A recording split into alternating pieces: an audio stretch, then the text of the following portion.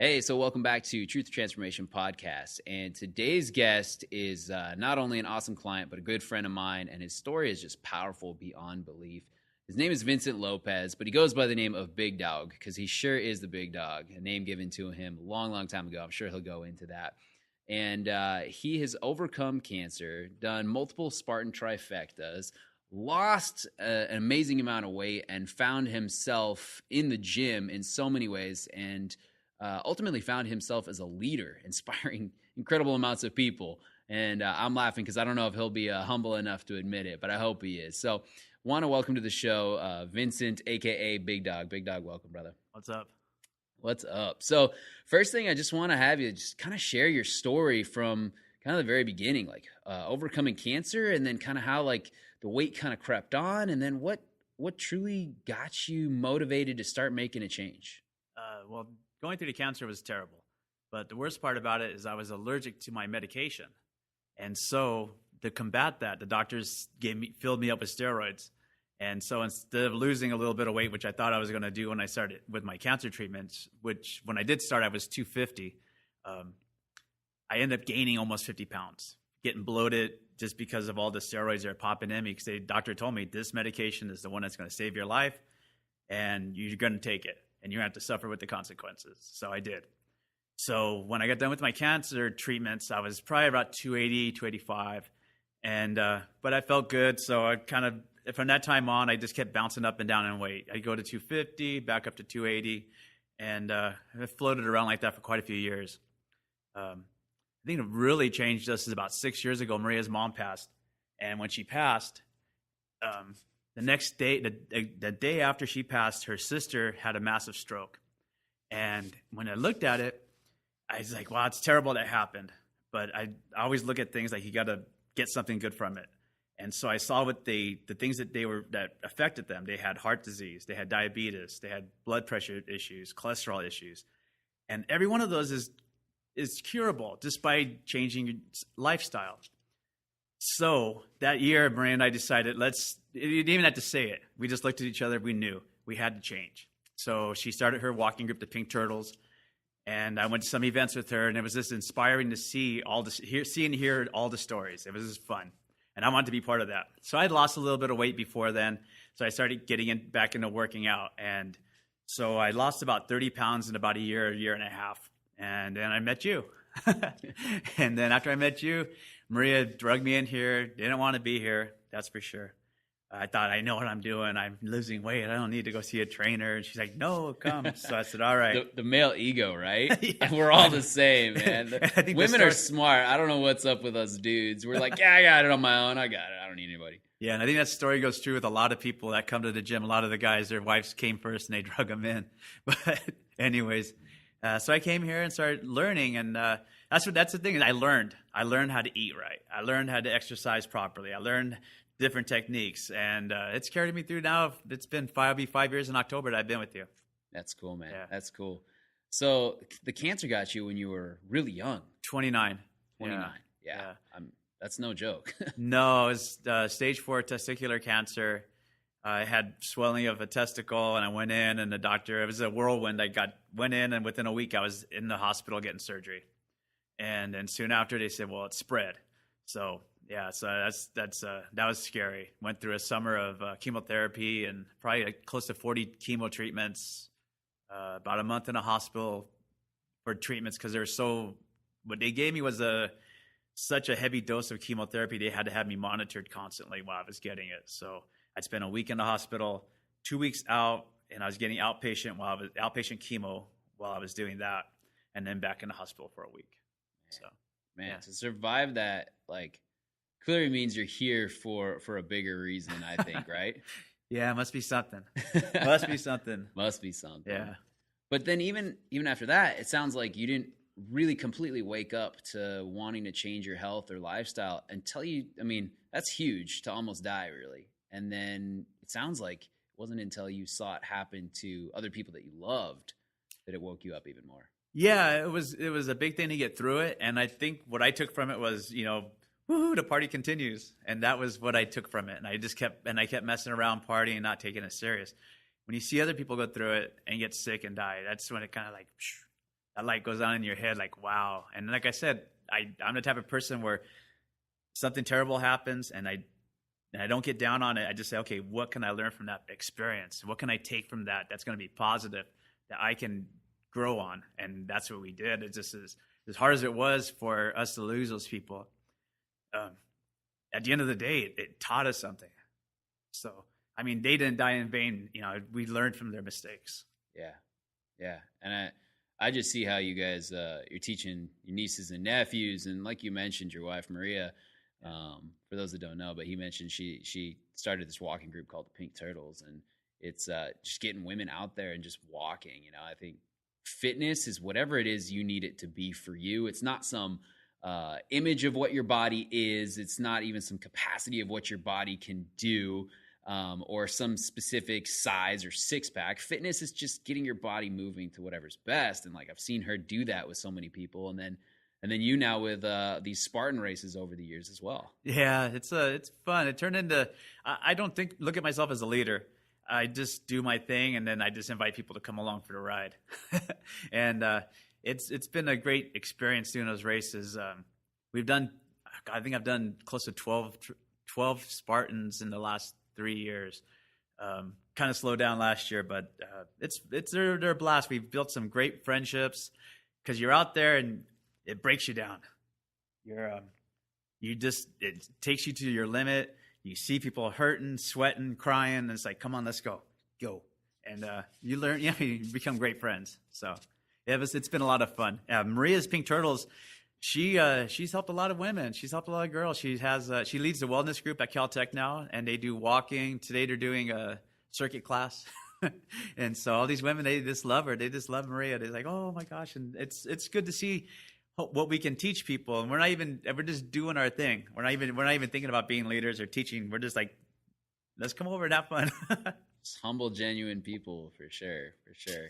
So, like, maintaining weight loss is a really hard thing for some people. And you talked about those early years, you'd go up and go down, go up and go down. And that's such a common thing, Yeah. And I think it's even normal once you reach kind of this happy, good place with where you're at to still go up and down a little bit. Like, it's inevitable, right? You're going to go on some vacations, you're going to come back. And I think that's okay. I think it's only an issue when you're on a diet and then off and then on a diet and really kind of messing with your metabolism.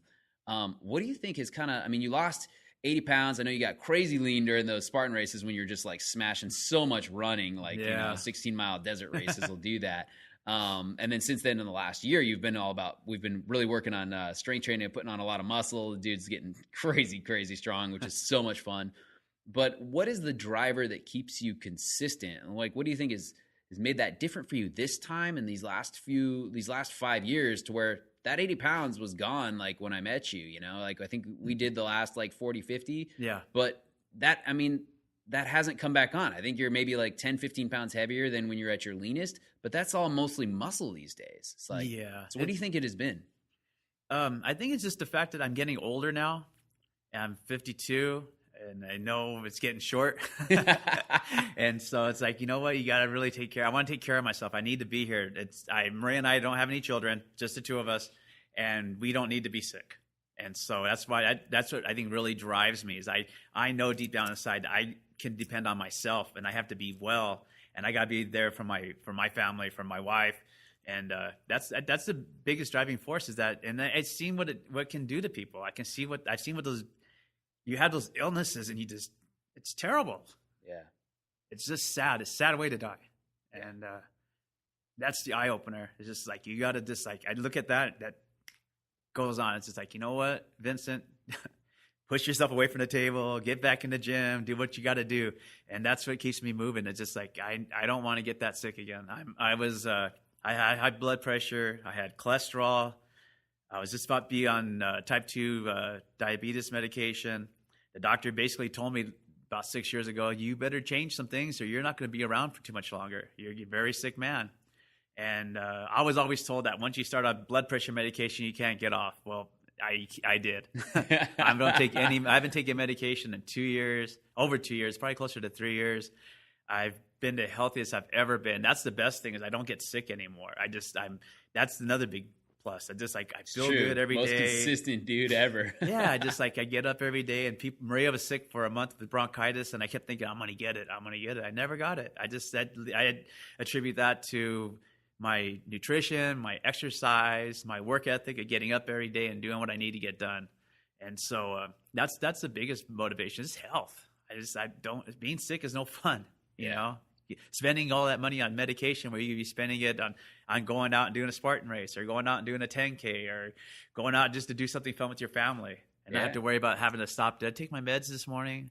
Did I leave my meds at home? It's like, that's the greatest thing right there. It's the greatest thing I've gotten from this whole weight loss adventure. That's really cool, man. So now to people listening, like, I think it could get in people's heads like, oh, okay, so he's in the gym 6 days a week, and he eats chicken and broccoli for 3 of his meals.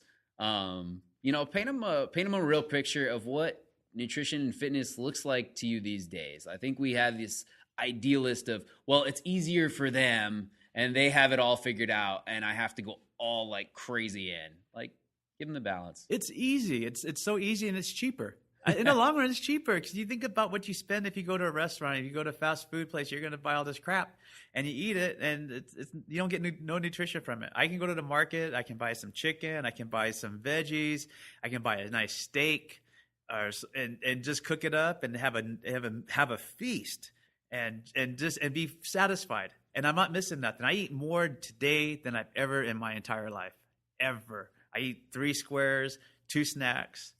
Tons of water. I'm satisfied. People look at me at work, and I'm eating because I work at Caltech and dining services, which is really nice because I get all my food for free. Love it. But there's always chicken, there's always fish, there's always veggies on the line, and I put a big old plate together, and people look at me like, how the hell is he losing weight? And he's eating plates like that. It's like, well, look what's on there: steamed veggies and lean meat. Yeah, you can't. It's once you get in the swing of it, the hardest thing is a transition. And then maybe after the first month, it becomes habit, and it just becomes you're going to eat that thing. You're going to eat those things, and it's not like just eating chicken and broccoli 3 meals a day. I mean, I'll leave in the morning after working out, and I go home, make a big scramble with a bunch of veggies in it: spinach, peppers, onions, maybe some bacon, maybe some ham, whatever, and eat that for breakfast. And then lunch, I go to work, I have chicken or steak, I have my veggies. Dinner, same thing, and it's a win-win, and it's very appealing food. Now if I go back and if I were to have a pastrami and fries today, I'd be sick. I mean, literally, it would physically make me ill if I ate that food today. Yeah, and it's just kind of a good feeling. It's like, okay, I don't need that anymore. That's good. I love it. But then you're also real too, right? Like, you'll enjoy a beer or enjoy a glass of wine when you want to, or have a dessert. And it's because of the balance of everything else that there's no guilt, right? No. We'll have drinks on the weekend, and I know Monday back to the grind, and then during the week, no drinking, workout, water, food, good food, and get my workouts in, my weightlifting in, and come to the weekend again, have a couple beers, and it's good. But I don't even drink near as much as I used to. That's another big plus. It's livable, right? Like, it's like you can enjoy those beers, and it's not a big deal. Yeah, and it's not like getting stupid. You're not drinking a whole ton of beer, every couple, 2-3 beers, and you feel good. No problem, no hassle. Have a glass of wine with dinner at night. It's enjoyable now. Yeah, definitely. Love and money, and then I tell you, end of the day, it's a money saver. I look at what I used to spend on alcohol and junk food before. It's like, wow, that's a night out with my wife, having something nice to do instead of just spending it on stupid stuff and wasteful things. Yeah. It's funny how we don't realize how good life can be if we just make some switches. Yeah. You've definitely lived that for sure. So you've done, like you said, 12 Spartan races. I can't even count how many 5Ks, 10Ks, and half marathons, and crazy numbers of workouts and different events.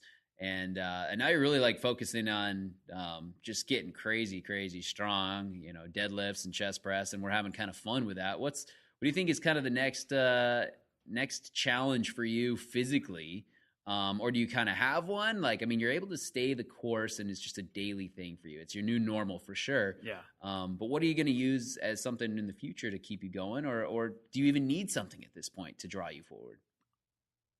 There's always something to do, and it's just we sit around, or the crew that I met here at the gym. we sit around and we'll start throwing, things out there. Let's try this. Let's try that. We did a Ragnar race recently. I loved a Ragnar race. I'd love to do another one of those. That was a blast. It was so much fun. I'm planning on doing the Spartan Beast in Tahoe in September, which is brutal. My niece did it last year, and she's like, oh my God, I cried for 4 miles.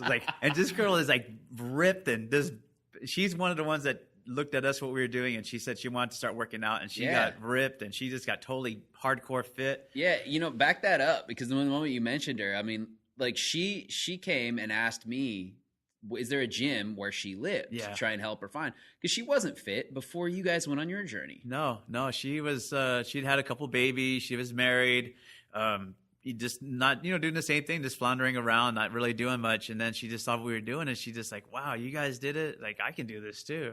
And she got hardcore. In fact, right now she's hooked up with a trainer that's back east, and she's training for a bodybuilding competition now. Wow. And she's just getting ripped. Yeah. I was like, damn. And she's like serious with her nutrition. I just laughed. Like before, she was just like whatever and just having a fun time. Now she's like hardcore, dedicated.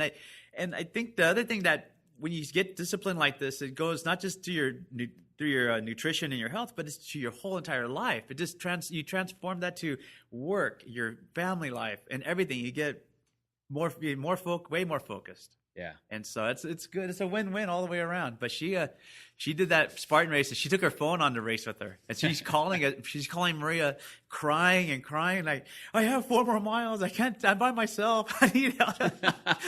Yeah, it was funny, but yeah. And that's my thing. I want to do that beast. I want to do that beast, and hopefully my knee will work with me, and I'll be able to get it done, because I have a bone spur in my knee now that I'm dealing with. But I don't know. I figured a way I look at it, I just take it easy on the knee until then, and I'm just going to bust it out in September. There you go. Until the wheels fall off. Right until the wheels fall off. Oh man, that's so cool. I'm glad we talked about that, because just bringing up your niece, like I think we often forget, like we think about us, and it's no big deal. It's just me, that I'm affecting by my health, and that ties back to the beginning of how you got your journey started. And if, like you said, their passing wasn't in vain. Yeah. It changed you guys, and by changing you guys, you changed the course of your niece's life, and she's got a couple of young kids, and she's going to be able to influence them. And we don't realize, but how we live is so how we lead. And people are always watching that we love, and you're a true example of that. That's why I say you're like a humble leader without even realizing it, inviting people to go along the journey with you. Yeah, it's been fun. It's great to hear when people come up and tell you, oh my gosh, thank you for, I saw your story on your webpage, or I see the way you work at gym. It's like, oh my gosh, it's just cool. Like yesterday when little Tavo was here, that was cool. He's like, I haven't seen him for a while, and then to see where he's at now from where he was started, it's cool. It's good stuff, and it all starts here. It's just like you said, it's like I'm not doing it like, come on, Tavo, follow me. It's like I'm just doing my thing, and he's looking at me doing it, and I don't realize it. But at the end of the day, he's like, wow, it's really cool, and he's inspired by what I'm doing. That old man can do it. I can do it. We could change the world, man. Like, I love it. So, there's people like sitting out there, and maybe they're where you were at one point, dealing with some crazy illness, or maybe they're just needing to make a change, and they need something to grasp onto. So, what would be the piece of advice that you would want to give them? Just get out there and find a place. Find a gym. Go to some gyms. See what fits you. It's I got lucky. I'd never been to gym before. I'd never been to a membership gym, I should say. I've been to gyms, lots of gyms, but never in a membership gym where you're working as a group. And this was such a unique experience, because it was like we got in at your bottom level. When you just started, you had a handful of kettlebells and no dumbbells, no bars, no bumper plates, nothing. There was nothing in here except for a rig and a few kettlebells and some bands. And then we just grew together, and it's just like everyone that came into this gym, we took them in, and it's just like, okay, let's work, and it just all became close. So that was a much different situation. I mean, if you're lucky enough to find something like that, that's great. But take the first step, just whatever it is. Get out and walk a couple miles today, or whatever it takes. Just start moving, and you're gonna feel better. That's another big plus about it. You just feel so good. I'm so I just got done doing 2.5 hours of working out. I feel like I want to go do more. I'm so energized, and it's a great thing. Just got to get out there and move, though. That's the biggest thing. Go to a local gym and ask your friends that work out. Where do you work out? Where, let's work out together. That's a good thing to find a group of people to do it. Then you have accountability then. And like our group that we hang around with from here, if one of us is missing for a day or two, we're on Messenger. Where you at? What's up? Are you okay? And if you say, "Oh, I'm just lazy," no, get your butt into the gym. I'll see you tomorrow morning at 6. It's just one of those things. And we're always like that. It's just always on each other. And we always push each other and if we don't see someone for a little while, it's like we haven't missed a step and we just get back in there and start killing it together again. So it's a good thing. Yeah, I love that. So, I mean, the line that kept popping in my head as you're talking about, I'm like, accountability is bred by community, or community breeds accountability. And I think you're right. Like, that's a huge driver for a lot of us. So, like, did your community change throughout your journey? Of weight loss? Yeah. I just stopped talking to my old friends, really, because they were just keeping me down. And I didn't want that anymore. It's like, I got to move on. You guys are stuck in the 80s and you're stuck in high school. I'm out. I try to talk with them sometimes. It wasn't working. So I came in here with just a fresh mindset. It's like, it just happened at a great time. Everything just happened at the right time. When I dumped my friends, I didn't know what I was going to do. I was starting my journey doing some running. And because of Maria's Pink Turtles, it got me inspired. And after that, I just met these guys in here, and we just started hanging out. And it wasn't automatic. It's not something that happened overnight. It was something that because we were all in the same type of journey, we're just starting to work out again. We're all kind of out of shape, and you start working together, and you just build that friendship. And now I got friends here I never thought I'd have that many friends. I never had that many friends before. And now we had a little get together at the house recently, and I must have had 50 people in the house. And I consider everyone a close friend. It's like everyone that we work with every day. We've done races together. We've done events together. And we're all buddies. We're all friends. It's really funny how it happens. You don't plan it, and it just like pops up on you. Yeah. No, I think that's so powerful. I think it's hard when you're making a transition and trying to become healthy in some way. The old line is, we are the accumulation of the 5 people we hang out with the most. And if we're trying to make a major change, I think that's why it worked for you and your wife, like Maria, because you guys made the change together. And so definitely getting on the same page and doing that, and then being willing to let go of some of those friendships. And then it opened it up to a whole new world that's probably better than the friendships that you had before. Oh, for sure. The old friends, they're, like I said, they're stuck in high school still. They just want to hang out and party. Hang out, mess around, and just the drama. I don't need drama. I don't. Right. That's one thing. I found a story yesterday on my Facebook popped up about drama, and it's like I cut one of my buddies off at that time, and I said, that's probably the best thing I could have done. Just like, you know what? I don't need you guys anymore. Yeah. I love you guys. You're my buddies. You're my boys in school. Now I've grown past that. You guys are still stuck floundering around. I'm not going to be that way. I need to get above that. If I stay here, I'm going to be just like you guys. I need to get above that. Not to say I'm better than them, but I just need to get something different going. And and they weren't going to do what I was going to do, what I had planned. I wanted to get better. And so at that point, I really just cut ties with all these guys, and that's it. It's just Maria and I. And then we started, like I said, she did that Pink Turtles, her walking group. And it was so inspiring to see them running, doing the runs and talking with them. It's like, I hate running. I hate running with a passion. And I find myself doing it all the time. I've done so many 5Ks, so many 10Ks, and that Ragnar, and that's running with no sleep. You're running 36 hours and, doing your run, your legs. And, so, it's just one of those things. It was really a good experience to get through all that.